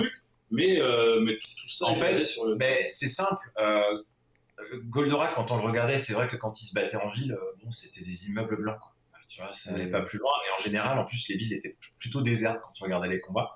Bah, il y avait souvent des gens qui filaient en file indienne, mais qui se ressemblaient tous. Voilà. Sauf que nous, en tant qu'auteurs de 2021, entre-temps, en influence, on a eu Akira, on a eu plein de choses, quoi. Donc forcément, on est obligatoirement obligé de mettre ces influences-là dans ce qu'on a envie de donner dans la vision de Goldorak. Notre but, sinon, le but n'était pas de faire, entre guillemets, le Goldorak avec les dessins de l'époque. On n'aurait pas... Si on avait fait le choix de recopier les dessins du dessin animé, et donc de faire ce truc-là, mais c'était pas notre but. Nous, le but, c'était de l'inclure avec notre savoir-faire et avec la façon dont on l'aurait, notre vision de Goldorak, en respectant l'œuvre d'origine, mais en l'amenant en 2021 avec nos savoir-faire respectifs. Ça se ressent, d'ailleurs, quand on connaît votre travail, excuse-moi Pierre, hein, je te coupe la chic peut-être, mais ça se ressent, on sent bien un peu votre patte. Vas-y Pierre, excuse-moi. Non, mais moi je voulais dire justement, c'était un petit peu mon avis final. C'est vrai que quand j'ai appris qu'il y allait, oh pardon, je vais y arriver, y avoir une BD Goldorak, j'étais quand même assez surpris. Voilà, je me disais qu'est-ce que ça pouvait donner. Et quand je l'ai eu entre les mains, bah, je l'ai eu à Noël d'ailleurs, je l'ai eu en cadeau de Noël. Là. Et j'étais agréablement surpris parce que finalement, il y a vraiment il y a ce respect et il y a eu une bonne transition parce que on est tout à la fois dans la modernité de la BD, avec tout ce que vous avez expliqué pendant l'émission ou de ce à quoi vous avez fait attention, et à la fois on sent que c'est vraiment la suite, voilà, et que c'est le respect de l'œuvre originale, mais de nos jours avec des problématiques aussi qui sont les nôtres, etc. Et j'ai trouvé ça vraiment bien. Et du coup, bah voilà, bon, ça c'est mon dernier avis par rapport à ces discussions de ce soir. C'est si vous n'avez pas eu la BD, allez-y, allez l'acheter, foncez l'acheter. C'est vraiment à lire et ça fait plaisir. Et même si vous n'êtes pas fan de Goldorak, vous devez connaître Goldorak forcément, vous en avez entendu parler. Et vous prendrez plaisir à la lire, à la feuilleter et à voir ce qu'est devenu aujourd'hui la BD franco-belge. Moi, ça fait partie des trucs que j'ai bien aimé quand on a lu le scénario de Xavier pour la première fois. C'est que moi, je pense vraiment qu'il t'enlève le folklore Goldorak. L'histoire de science-fiction qu'il a écrite se tient, tu vois. Et c'est pas, voilà, on a inclus Goldorak dans une problématique, dans un univers et tout ça, mais en tant que telle, l'histoire, elle tient. C'est une histoire de SF qui est chouette, quoi. Oui, c'est à la fois. Il y a l'immigration, il y a tout ça dedans, si on regarde bien. C'est ça. C'est à la fois très moderne, ça rajoute effectivement une problématique, c'est c'est un peu un survivant de guerre, hein, Actarus dans l'histoire, c'est comment il vit avec ses crimes de guerre lui aussi. Il y a beaucoup de, c'est assez nouveau. Je pense que c'est une problématique qu'on lui avait pas forcément connue dans la série. Moi, j'ai trouvé ça intéressant. Je le recommande pour toutes ces raisons-là. Je me permets du coup de vous poser la question. J'ai lu au détour d'un tweet, je crois, de Eric Nifl. Non, Eric Nifl, c'est ça, oui. Qui parlait de ton travail et Brice, et qui disait que après ton passage sur Frédéric Nifl, voilà, excuse-moi. Frédéric Nifl, qui parlait de ton passage sur Goldorak et du fait que ça avait rendu ton dessin sur Frunk plus réaliste. Qu'est-ce que tu en penses? Est-ce que tu penses que il y a eu une influence? Et par là même, tous les deux, est-ce que vous voulez nous parler de vos projets à venir ou en cours? Écoute, avant Frunk, j'avais après, on va dire que j'ai eu pas mal de projets assez différents avant de dessiner. Alors il s'avère que voilà, le projet actuel que je fais, la Frunk chez Dupuis, on est sur une série d'aventures tout public avec l'espèce de côté humour, aventure, mais en même temps avec les petits codes de manga que j'ai incrustés, mais avec une couche franco-belge en fait. Voilà. J'ai vraiment essayé de faire un mélange des genres, et puis il s'avère que le scénariste Olivier Bocquet était, je pense, un scénariste de manga qui s'ignorait, parce qu'il y avait vraiment, j'ai retrouvé en fait ces éléments d'aventure. C'est-à-dire que quand j'ai lu ce projet-là, j'ai retrouvé l'aspect Dragon Ball, tu sais, le côté aventure où tu vas te marrer, mais en même temps tu vas avoir des moments un peu tristes, des trucs. Ben, voilà, c'est une vraie aventure. Voilà. Et il est fort évident que Goldorak a eu une influence, mais en même temps, Goldorak m'a rappelé un réalisme que j'avais un petit peu mis de côté quand j'ai bossé sur les premiers tomes. Et je pense que ce qui est intéressant, c'est qu'aujourd'hui, en effet, quand je travaille sur Flunk, j'essaye de marier, de trouver l'équilibre parfois un peu fragile entre le côté réaliste que j'aime bien, mais en même temps le côté un peu cartoon aussi que je veux avoir sur ce jeu, qui est finalement en plus beaucoup plus naturel pour moi qu'un dessin purement réaliste. Oui. Donc voilà, après, que dire, en ce moment, beaucoup de boulot pour changer. Avant que tu enchaînes, je peux donner moi mon point de vue parce que pour le coup, je suis pas trop mal placé pour parler du travail de Brice quand même. Et c'est marrant parce que en fait, ce côté un peu réaliste, c'est un virage qu'il avait amorcé mais avant qu'on fasse Goldorak. Parce qu'on avait commencé déjà à en parler. Ouais, tu te rappelles pas? Non, mais. Et justement, à un moment, Brice avait exprimé des doutes parce qu'il avait peur d'aller trop dans le réalisme pour Franck. Il n'avait pas tort, en fait. Ouais. Et c'est tombé un peu au même moment où quand on a bossé sur Goldorak et tout ça. Donc l'influence a effectivement sûrement été là aussi. Mais je pense qu'au contraire, Goldorak, comme il vient de l'exprimer, a su lui apporter la rigueur nécessaire pour profiter de l'un et de l'autre. En fait. Parce que dans Goldorak, c'est pareil. Au premier coup d'œil, on regarde, on a vraiment l'impression d'avoir une BD très très réaliste. Mais si on regarde bien les dessins, il y a des moments où les personnages sont un peu... en plus, de toute façon, déjà, tu as Regel et Manta qui sont au milieu du reste. C'est comme dans le dessin animé, je veux dire, tu as des mecs caricaturés à mort, et des expressions très sympas, très manga. Et en fait, on est vraiment dans un semi-réalisme. Et lui, comme moi, et même pour Denis, c'est le cas, ça nous a équilibré les balances à ce niveau-là. Et moi, personnellement, c'est vachement agréable parce que c'est la balance que je cherche depuis que je bosse. Pour rejoindre à ce que tu disais en plus sur ton propre travail tout à l'heure, avec Greg Deezer, sur tes débuts avec M, le réalisme et tout. Sur les Hydres d'Arès, j'étais parti sur quelque chose d'assez réaliste parce que pour moi, à l'époque, le projet le réclamait. Et puis je m'étais dit, quelque part, comme ça, je vais apprendre à dessiner pour de vrai, tu vois. Mais en fait, après, je me suis retrouvé aussi un petit peu enfermé dans... Pas par l'éditorial ou quoi, mais moi-même, j'arrivais plus à sortir et j'avais perdu un peu mon dessin. Donc j'ai beaucoup travaillé là-dessus. C'est un virage que j'avais commencé à amorcer avec le tome 1 de No, où j'ai commencé à être bien... Je me suis dit, ouais, voilà, là, ça commence à être intéressant, en tout cas pour moi, ce que je fais. Et Goldorak a vachement apporté ça, et je pense que ça a été vraiment le cas. C'est pareil. C'est surtout que maintenant, j'ai compris comment j'arrive à ajuster la balance, à de dire si je tire plus vers l'un ou vers l'autre.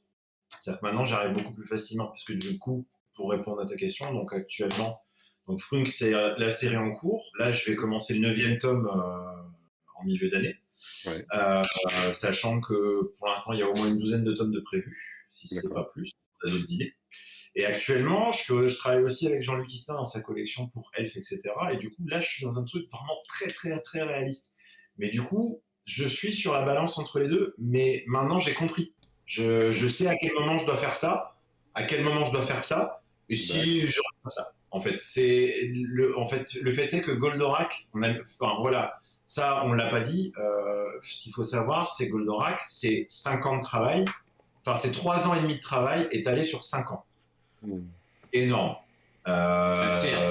Tout compris, c'est 5 ans de travail. Voilà. Au point que Denis a mis entre parenthèses Universal War 2, si j'ai bien compris. Denis, il a été chez nous, on a pu bosser en parallèle parce qu'on faisait ça et après on bossait sur un de nos bouquins et après on revenait dessus. Et accessoirement, on n'a pas tellement le choix. Et puis voilà, c'est pas le choix.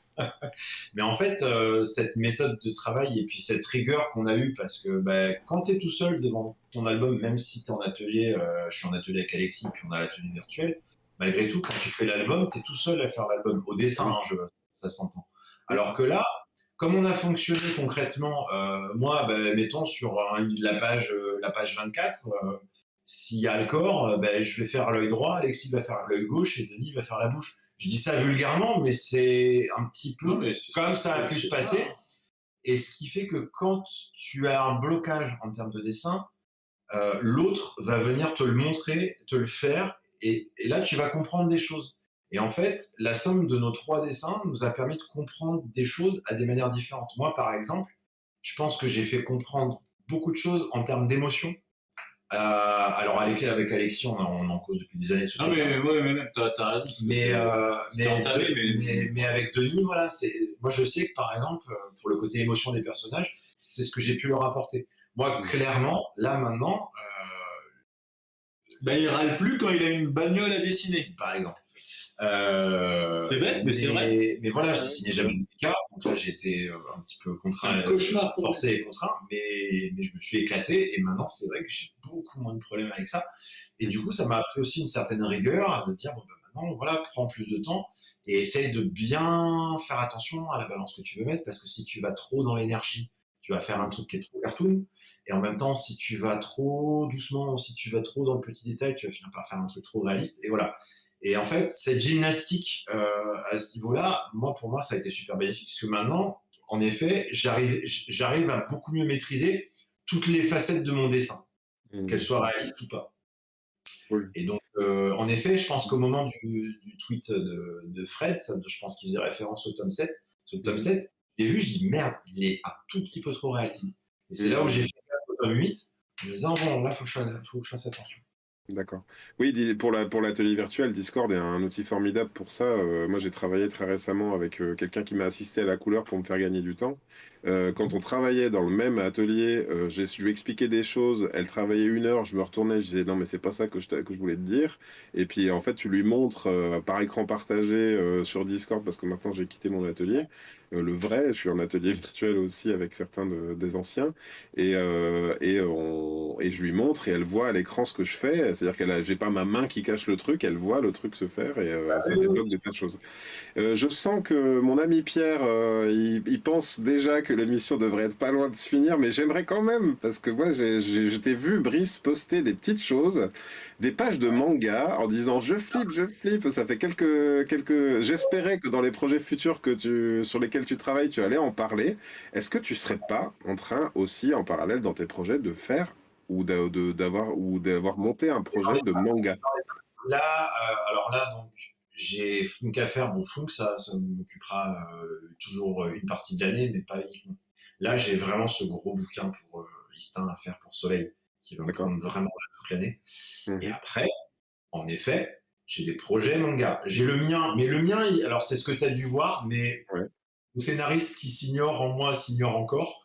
Donc, j'ai des gros blocages par rapport à ça. Tu serais scénariste aussi? Ah là, si j'ai un projet où j'ai mon univers depuis des années et je sais que ce sera moi au scénario parce que ça me titille trop et que j'ai envie de le faire. Mais j'ai d'autres projets. Et moi, alors, tu vois, par exemple, voilà, je vais vous montrer là parce que je l'ai sous les yeux. Moi, j'ai eu la chance de participer. Tellement de choses à dire. Yes. J'ai eu la chance de participer à ça. Donc, si tu veux, voilà, j'ai déjà eu la chance de faire ça. Alors, j'ai eu du bol parce que du coup, moi, c'était sans dialogue. Ouais. Attends, je vais arriver, faire comme ça. Mais voilà. J'étais pour le magazine Tezukomi, donc un magazine d'hommage à Tezuka au Japon. Donc, j'ai eu la chance de participer à un des tomes. Et en effet, moi, là, quand j'ai fait ça, j'ai dit, mais je suis à l'aise avec les pages de BD. Mais quand j'ai fait ça, c'était comme ça. C'est, voilà, le manga, le code manga, c'est celui qui me correspond. Et de toute façon, j'essaie de l'inclure dans mes pages franco-belges. Et donc, il est évident que mon avenir, il va être au moins en grande partie là-dedans. En tout cas, là, j'y songe sérieusement. Et il y a des projets en cours. Mais j'irais même plus loin, c'est que les codes manga, c'est ce qui nous est le plus naturel au final, aujourd'hui. C'est ça. Parce que même lui, il a fini par admettre que c'est C'est un dessinateur. Je me suis aperçu que j'étais vachement plus manga en fait que je ne le alors pensais. que lui était persuadé qu'il était très comics. Mais encore une fois, c'est vrai que si tu fais le parallèle, manga, on n'est pas si éloigné parce que tu as ces côtés chapitres, tout comme tu as les fascicules avec les chapitres de 20 pages. Et puis j'ai déjà fait un comics, donc autant essayer de faire du manga. T'as raison, exactement. C'est ça. Et On a toi, encore du un coup, million de Alexis, questions à vous poser. quels sont tes projets, alors, du coup? Alors, écoute, figure-toi que ça va être un peu redondant parce que, en fait, je travaille aussi sur un album dans l'univers d'Orques et Gobelins, dans la collection de Jean-Luc Istin. Par contre, c'est pas du tout avec Brice, parce que lui, c'est avec un scénario de Jean-Luc et moi, c'est avec un scénario d'Olivier Perru. Et puis, il se trouve que les plannings s'étant forcément un peu alignés avec Goldorak et tout ça, là, on se retrouve à bosser chacun sur notre album en même temps. Dès que j'ai terminé, je reprends mon tome 3 de No, qui clôturera la trilogie que je dois terminer. Et en parallèle, je bosse sur un truc qui nous réunit aussi tous les deux, dont il n'a pas parlé, qui est un projet de science-fiction un peu post-apo, qui se fait chez Comics Bureau, sur lequel Brice fait le storyboard, Ronan Toulouat fait le dessin, Johan Guillaume fait la couleur, mais c'est aussi du dessin parce qu'il y a une partie peinture, et moi je suis à la direction artistique de tout ça. Donc pour l'instant, c'est les projets immédiats, et après les projets futurs. On s'était dit après Goldorak, on allait se poser. Puis en fait, c'est la pire année de boulot. C'est vrai. Et j'ai des grosses envies d'écriture aussi. Est-ce que ça sera pour moi, pour d'autres? Je sais pas. Tout dépend à quel moment je pourrais m'y mettre. Et en ce qui me concerne, je vous poserai une ultime question avant que Greg vous pose son ultime question. Y a-t-il un autre projet, y a-t-il un autre Goldorak, ou ça pourrait même être un Batman, pourquoi pas? Est-ce qu'il y a un autre héros sur lequel vous auriez envie de bosser? Alors, moi, déjà, je pense qu'il y en aurait plein. Après, tu cites Batman, et effectivement, j'adorerais faire un Batman, mais à l'heure qu'il est, Marigny l'a fait, il y a quelqu'un d'autre là dont j'oublie le nom, qui a fait aussi des trucs, du coup, j'avoue que ça me fait un peu chier de passer derrière, entre guillemets. Après, dans l'univers de l'anime, tu parlais de Cobra tout à l'heure, ça me ferait kiffer, mais à un point, t'imagines même pas. Et Ulysse 31 aussi, ça me ferait vraiment kiffer, quoi. Donc voilà, après, c'est des trucs. Mais après, les projets. Alors, avec Brice, on est tellement.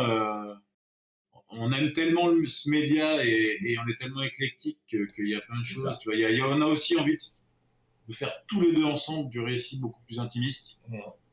Un jour, moi, j'aime tellement de genres de BD différents que j'ai envie de toucher à tout, en fait. Parce que mes envies de scénariste sont pas forcément les envies de dessinateur. Après, alors moi, en termes d'univers, il y a un univers aussi qui est extrêmement fondamental dans mes inspirations, c'est Final Fantasy. Moi, c'est vrai que je le dis jamais, mais si moi on me propose, enfin aussi j'ai l'idée de faire une BD, enfin j'adorerais ça. Mais pas forcément pas un épisode en particulier, c'est juste l'univers, c'est ça, les chocobos, les choses comme ça, ouais. L'univers comme ça, fantasy à la fantasy Jap, moi c'est vraiment tous ces trucs-là, moi je kiffe, tu vois. Moi tu me fais regarder La Puta de Miyazaki, je suis à fond. C'est vraiment tous ces univers-là qui me font kiffer. Après moi faire un Alien ou un Blade Runner, un truc alors que lui il est beaucoup plus dark. Moi moi il y a un côté très mais bon t'as un petit peu de ça aussi. Mais moi j'ai de ça aussi, mais dark je pourrais pas. Enfin voilà, donc après, mais en effet, comme il dit, il est super éclectique et on aurait envie de faire plein de choses différentes. J'adorerais faire de l'humour aussi. Parce que au tout départ, moi, c'est Fluide à l'étrange. J'aimerais être drôle. Ah, mais de toute façon, vous avez tous les deux un rythme. Moi, je vous vois pas sans cesse, mais. Ouais, on a calmé un peu le jeu à un moment. Voilà. Mais on a sur Facebook. Vous donnez l'impression quand même que vous pouvez tout faire, et ça, c'est quand même formidable. Donc, bravo. Après, c'est vrai que passer de Spirou à Goldorak, c'est fun, quoi. Mais après, moi, en fait, quand j'ai commencé le métier de PD, je me suis toujours dit, je ne cantonnerai pas à un style. J'ai dit, j'aime tellement trop de choses différentes, et j'ai tellement essayé d'aller piocher à droite, à gauche, plein de choses différentes que je me suis dit, jamais, voilà. Il y a toujours eu des moments dans la carrière où j'ai eu l'impression de faire un peu tout le temps la même chose, et je dis, non, il faut que je revienne à d'autres choses, et finalement, j'ai toujours eu du bol parce qu'il y a toujours des projets qui se sont présentés comme ça. Puis moi, je suis pas assez balèze dans un truc pour faire que ça, donc autant faire plein de trucs un peu bien. Et devenir bon en tout. Si ça peut arriver, Mais, mais de toute façon, il suffit d'un projet qui explose pour qu'après tout le monde te trouve génial. mais je pense on est déjà pas mal à vous trouver tous tous géniaux. Mais je sais pas si je voulais en parler ou pas, mais je vais l'évoquer de la manière dont je l'ai compris. C'est pas forcément pour polémiquer, mais j'ai cru voir à un moment donné que, alors que vous étiez tous sur les projets, vous n'étiez pas cités dans les articles qui en parlaient. C'est quelque chose qui se maintient encore comme tendance, ou bien non, c'était juste accidentel. Ça a été, ouais, bah, c'est un truc sur lequel on était vigilant dès le départ parce que forcément les stars de la BD du groupe, c'est Xavier d'Horizon et Denis Magerard. Donc il était bien évident que les médias allaient de prime abord s'intéresser direct à eux. Donc on a toujours été vigilant pour bien, parce que vraiment le collectif sur cet album est primordial pour nous tous. Donc vraiment que ce soit voilà, que tout le monde joue le jeu et ça a été le cas. Après, il y a eu évidemment quelques trucs, mais ça a été vite rétabli. Ça a été vite rétabli parce qu'à la sortie du livre, en fait, pour tout ce qu'on a pu avoir comme interview, comme intervention, etc., on a toujours valorisé le travail de tous les 5. Plutôt que. Voilà. Et donc, forcément, en fait, là, nous, on est très contents parce que. Enfin. Voilà, on est très contents, Goldorak, machin, mais nous, c'est l'aventure humaine qu'on a partagée tous les 5 aussi. Mais elle est palpable et par rapport à tout ça, moi j'étais. Alors c'est vrai que ce moment où tu avais posté ça, Alexis, sur les réseaux, je l'avais pas lu parce que c'était mon cadeau de Noël. Donc Pierre, il était dans le même cas que moi. On pouvait que s'imaginer et se demander quelque part quelle était votre part à tous. Mais si on ouvre le bouquin et qu'on n'est pas capable de voir que vous y avez contribué quand même tous les deux, enfin que ce soit dans le design des personnages et tout, je me dis mais c'est quand même quelqu'un qui est passé complètement en diagonale de l'album pour en fait, Greg, ce qui est drôle, c'est que les gens qui me connaissent disent ouais, quand même, on voit que c'est toi qui a même en majeure partie a fait le truc. Ceux qui connaissent Alexis disent ouais, mais quand même, on voit que c'est toi qui a pris en majeure partie la partie graphique de l'album. Et pour Denis, c'est pareil. Et là, on est super content parce que si chacun, ça veut dire que les gens proches qui connaissent ton dessin, retrouvent en majorité le tien, alors que et que ça fait ça pour chaque personne, on a gagné, quoi. Tu vois, on a réussi à fusionner les trois et en même temps à faire que. Puis tu sais, les petits moments où on dit ah, tu vois là, cette case-là, celle-là, je sais que c'est toi. Eh non, loupé. Eh ben non, je vais vous dire, moi, le pari gagné, enfin moi, je suis quand même assez connaisseur en dessin pour en juger, je crois, c'est que j'ai lu et j'ai refeuilleté et j'ai observé et j'ai lu l'atelier virtuel à la fin. Et franchement, je peux le dire, pour moi, les pistes sont complètement brouillées. Quand je vous ai dit qui fait quoi, et la réponse, je m'y attendais un petit peu, parce que la question n'était pas, elle était pas à mon attention. Je n'attendais pas la réponse, moi je l'avais compris. Mais enfin, je trouve ça assez magique finalement que vous soyez arrivé à ce résultat-là, parce que enfin, on peut s'imaginer tous les écueils que vous auriez pu avoir à avoir un truc complètement disparate, un personnage qui regarde un autre et qui sont pas dans le même style et qui se regardent pas dans le blanc des yeux. Je veux dire, et non, c'est complètement homogène et il y a des fulgurances graphiques, c'est beau, c'est beau. Allez-y, achetez-la, voilà. Le fait est que tu l'as dit. Moi, je dirais que le mot simple, c'est la magie. Voilà. Après, on se connaît tous suffisamment pour ne rien se laisser passer. Et on n'a rien laissé passer. Il y a eu des moments compliqués. Hein. Il y a eu des moments où on s'est dit ah ouais, mais là non. Et le fait est que, attention, on est 5. S'il y en avait un qui disait, s'il y en avait 4 qui étaient contents et s'il y en avait un qui disait ouais, mais là non, eh ben on recommençait. Enfin, on dit non, il faut qu'on soit d'accord, il faut qu'on soit OK tous les 5. Donc, moi, je suis pas marketeux, mais j'espère que vous aurez un tel succès qu'un jour il y aura donc la Bajram Cut, qu'il y aura la Kosu Cut, qu'il y aura la Cut, avec 2 pages de plus, 3 dessins de moins, des cases blanches, parce qu'on a voulu en enlever certaines. J'attends ça avec impatience. En tout cas, à vous deux, merci, un grand merci d'avoir participé à cette émission. Ça nous a fait vraiment très plaisir de vous recevoir ce soir. Je sais pas quoi dire, je suis un petit peu ému parce que nous c'est notre 20e émission et puis de savoir que vous êtes rendu autant accessible pour répondre à nos questions, vraiment sans langue de bois, ça me fait vraiment très plaisir. Merci à vous deux.